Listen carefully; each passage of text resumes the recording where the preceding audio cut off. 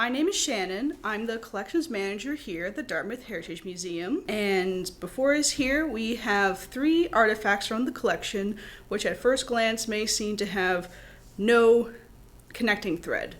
But I'm here to sort of tell the tale of how these can link together. First, we'll start with this fireman's helmet. This was donated to the collection in the 70s, and it was owned by a Joseph Finley. On the front, you'll see it says DEC, which stands for the Dartmouth Engine Co., which he was part of, we know, between the 1870s and 1880s. The Dartmouth Engine Co. is the oldest of the fire departments. It was all volunteer run, so there was the Dartmouth Engine Company, and there was also the Axe and Ladder Co., and they eventually sort of joined just to become the Dartmouth Fire Department.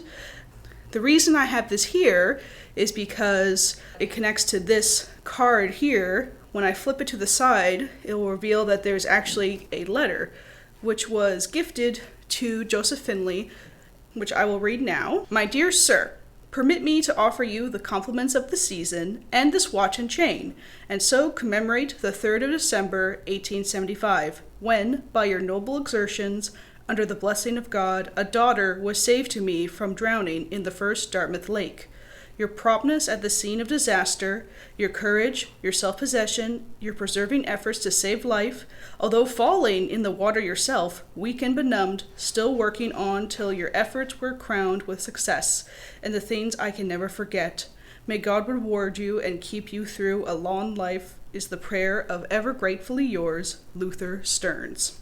The name Stearns may be familiar to many Dartmouthians because we commonly think of Stearns Corner, which is on the corner of Albany Drive and Portland Street. That is just one of the many buildings owned by the Stearns family, started by Luther Stearns.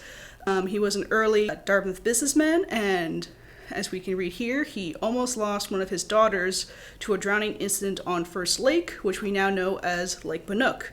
And Mr. Joseph Finley very bravely went in and rescued her. Their building, which is not just Stearns Corner, but a slightly older one, which is on that same line of buildings on Albany Drive, was the first brick building built in downtown Dartmouth. They also had the first sort of early post offices in that building as well. And now we'll turn to the goblet. This was gifted to another member of Dartmouth, a Mrs. Michael Hurley. And this actually came in a set of another goblet and a huge metal tankard, which inscribed, again, Luther Stearns, going to details of thanking Mrs. Hurley for letting his daughter recover at her house after she was sort of rescued by Mr. Finley, brought to her home to sort of rest and recover as the Stearns family is notified of her rescue. So, through these seemingly disjointed items, we can see a story, sort of snapshot from Dartmouth in the mid-1870s, and how what could have been a tragedy turned into sort of this show of heroism and kindness within the community to help one another, and at least one instance of the generosity of a very grateful man. As a collections manager, I take care of the huge collection here at the Dartmouth Heritage Museum, which is over 40,000 artifacts. So a big part of it is inventory and making sense of the collection. So these 3 items are actually in entirely different sections of the warehouse. So it took a bit of time to sort of, in an instance, I first photographed the goblet and its tankard and read the inscription and thought, that's a very interesting story.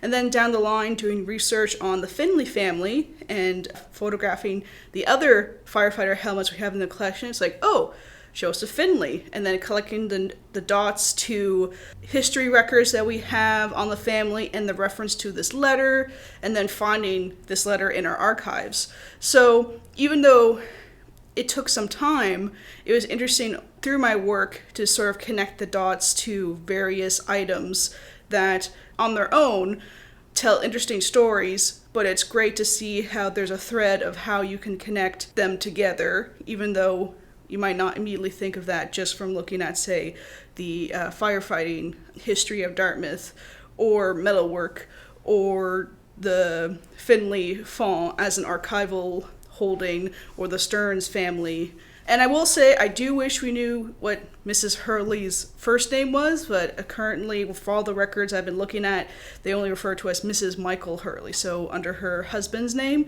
that's definitely something I would love to do in the future, is try to find her first name, because that's always something we strive to do when we find instances of women's history in the collection, is sort of make sure they're acknowledged by more than just either their husbands or sons, etc.